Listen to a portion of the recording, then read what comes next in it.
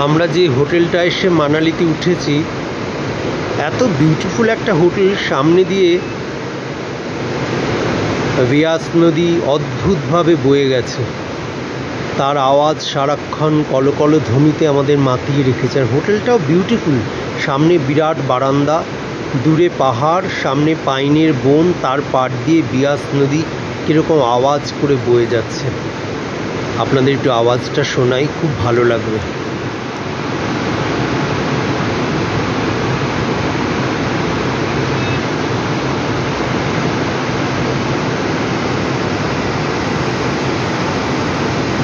ওই যে দূরে পাহাড়ের গায়ে সমস্ত মানালি শহর, সোলাং ভ্যালি, আরও ওপরে অনেক দূরে মেঘের আড়ালে মানালি চলে গেছে। সবটাই মানালি, এক একটা দিকে আর কি। আমি একটু শহরটা দেখালাম। নিচে বিয়াস নদী,